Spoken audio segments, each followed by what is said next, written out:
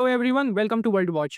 So India and Pakistan के बीच में करेंटली एस्केलेशन में सीज फायर एक्सेप्ट किया गया है, विच मीन्स कि बॉर्डर एरिया में जो क्रॉस बॉर्डर फायरिंग हो रही थी इसको रोक दिया जाएगा, इंक्लूडिंग सभी तरह के एयरफोर्स एंड नेवल इंगेजमेंट्स को भी रोक दिया गया है। Director General of Military Operations of Pakistan called the Director General of Military Operations of India at 15:35 hours earlier this afternoon.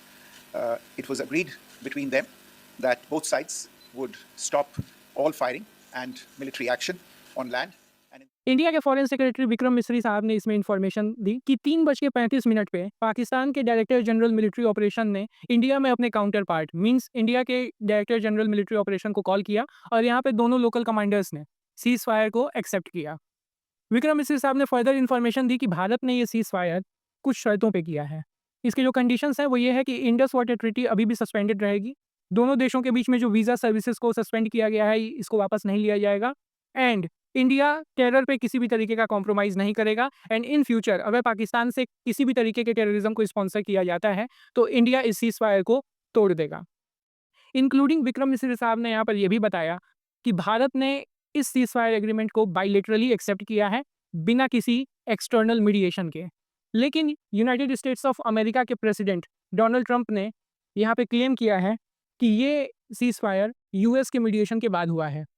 Recently Donald Trump ने अपने social media platform truth social, जो कि इनका अपना एक्स है, यहाँ पर इन्होंने एक ट्वीट किया जहाँ पर इन्होंने लिखा है कि after a long night of talks mediated by the United States, I am pleased to announce that India and Pakistan have agreed to a full and immediate ceasefire. Congratulations to both countries on using common sense and great intelligence. Thank you for your attention to this matter. So basically Donald Trump की तरफ से ये claim किया जा रहा है कि ये जो सीज फायर हुआ है ये आफ्टर यूएस मीडिएशन हुआ है। Earlier US vice president JD Vance ने ये साफ कर दिया था कि अमेरिका को इसमें कोई इंटरेस्ट नहीं है, लेकिन अमेरिका बीच बीच में अपनी बातें कहता रहेगा।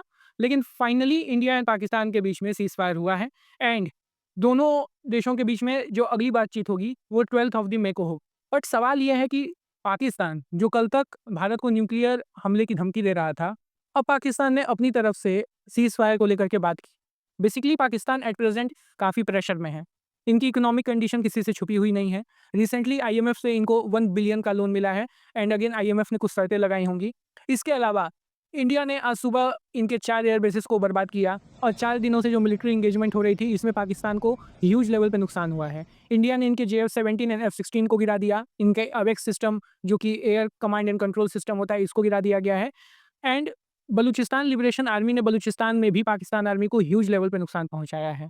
डेफिनेटली यहाँ पे चाइना का भी कुछ एंगल होगा। चाइना ने इनको समझाया होगा कि खुदकुशी करने से कोई फ़ायदा नहीं है, चुपचाप पीछे हट जाओ, जितनी मार पड़नी थी उतनी पड़ चुकी है। सो फिलहाल के लिए तो सीज फायर हो चुका है, लेकिन अब बात होगी कि इंडस वाटर ट्रीटी का क्या होना है, क्योंकि रिसेंटली वर्ल्ड बैंक के अध्यक्ष अजय बंगा ये भारत आए थे, और यहाँ पर जब इनसे पूछा गया कि क्या वर्ल्ड बैंक इंडिया को प्रेशर करेगा कि इंडस वाटर ट्रीटी जो अभी सस्पेंडेड है इसको इंडिया रिवाइव करे, इस पे अजय बंगा ने क्लियर कहा है कि वर्ल्ड बैंक यहाँ पे किसी भी तरीके का मीडिएशन नहीं करने वाला है। To allow for suspension, the way it was drawn up. It either needs to be gone or it needs to be replaced by another one. That requires the two countries to want to agree. The World Bank's role is basically that of a facilitator if they disagree, not by us making a decision. ये बहुत ही बड़ी statement है, क्योंकि 1960 में जब Indus water treaty sign की गई थी उस टाइम पे वर्ल्ड बैंक ने ही इस ट्रीटी को मीडिएट किया था, एंड लीगली वर्ल्ड बैंक इसका कस्टोडियन भी है।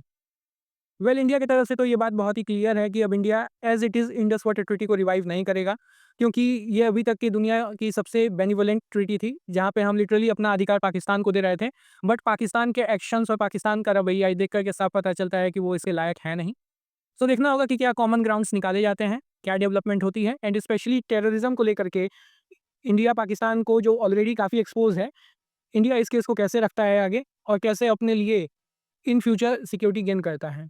सो तब तक के लिए कोई भी अपडेट आएगी तो I will make an updated video for you all. Do like, share and subscribe to Tell World me Watch. in very non-technical terms about air defense system. What are the capabilities that Pakistan have when it comes to neutralizing surface-to-surface and air-to-surface missile systems? Air-to-surface? Yeah. Okay. This means academic discourse, a pretty intense kind when you are asking such technical details, and we'll bore the rest of the people with them. But I must, on a broad guideline, that the Pakistan Air Force air defense system is pretty capable of handling high-speed, long-range vectors, even hypersonic weapons. So this should be pretty comforting to everybody inside Pakistan. B. भाईजान नूर Khan base में आके गिरा है, ये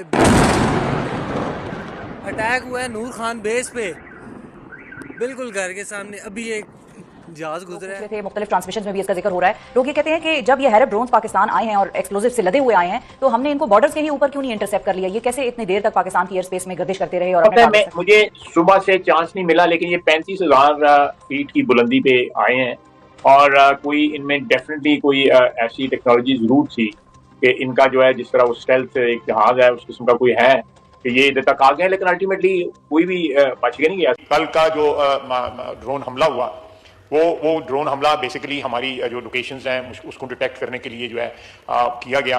एक technical चीज़ है जिसको मैं उस तरह एक्सप्लेन नहीं कर सकता, और इसलिए उनको इंटरसेप्ट ना किया गया ताकि हमारी लोकेशंस जो हैं वो लीक ना हो या वो लोकेट ना हो।